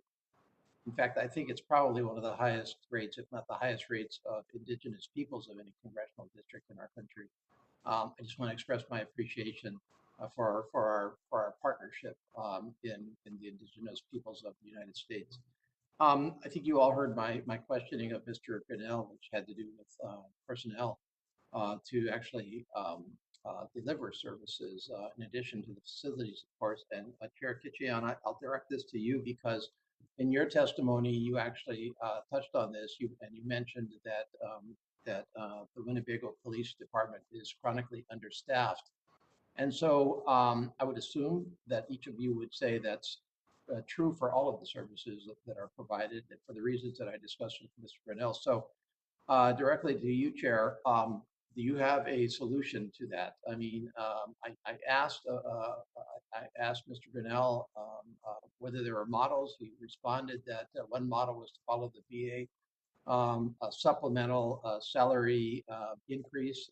Are there other ways that we might take a look at incentivizing professionals to serve in our Indian health services, and for that matter, in tribal organizations in a way that would, I guess, accomplish a couple of goals. Number one, to get good people. Number one, to retain them over time. And number three, I think, to incentivize Indigenous peoples to come home to provide those services. So can you just give me your thoughts on that? Certainly, sir. Thank you for the question. And you really narrowed in on the root of the problem, and that is the recruitment and retention of the officers, because what happens in our community is our BIA officers are detailed to other reservations in our region that have maybe, to the decision makers in the agency that have a greater need than the Winnebago community. And so these federal officers get detailed for like 2 weeks at a time. And so that creates a greater stress on our tribal officers. There's morale problems. There's a strain on families that have to have their loved one go work North Dakota, South Dakota, Iowa, and it creates a gap in our services. And so finding ways to help tribes deputize officers so they can go to the academy, getting rid of those barriers that often are what we have discussions with our chief as, why is it so hard to get people to the academy? What can we do? And the chief has come up with some creative ways for the tribe to sponsor a handful of candidates to go to the academy, get trained, so we have a larger pool to select from. And it's just getting them through that pipeline and just to the academy seems to be a problem. And coupled with the detailing of our officers is a complete strain on our department. And if the program was fully funded and we had incentives like you had suggested, I think that would be helpful. Do you have the, and apologies if I just kind of don't know the intricacies of the legal relationships, but do you, the tribe, have the ability to independently hire and supplement salaries where that could be your choice to do if you chose to do it? Yes, sir. We do that now. And the two tribally funded officers,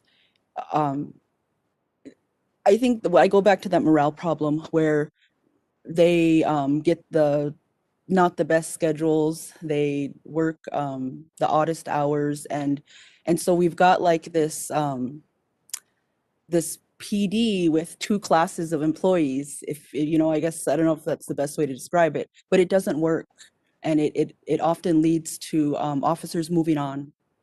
I see. So the classes, as you put it, would be tribal officers that really result from your decisions, and then the officers that result from the IA's decisions. Is that right? Right, because the agency is managed by the federal and they're BIA. moving people around based on need and shortfall. So they've got a global view of it, and you've got your individual tribe view, and that creates these Yes, sir. differentiations.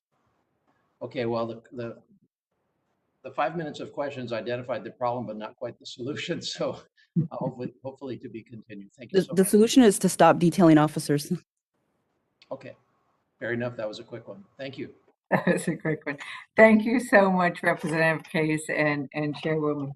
I really want to thank all our witnesses, the administration witnesses, as well as the tribal leaders. I understand and know that you are pooled in many different ways in order to serve your people and serve your people well.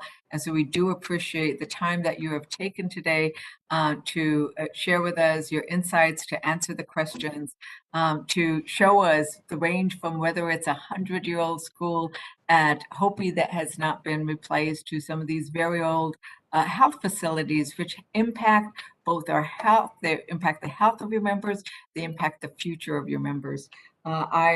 We've also heard from many others. The subcommittee has been receiving input from others who said this is a very important issue. The Navajo Nation president has submitted issues, including noting that they helped author a white paper called Locked Up and Forgotten. I would like to enter that into the record, as well as the Broken Promises and the ProPublica BIE report. And this is a way of also reminding our members that if you have additional questions for the witnesses, we will ask the witnesses to respond to these in writing.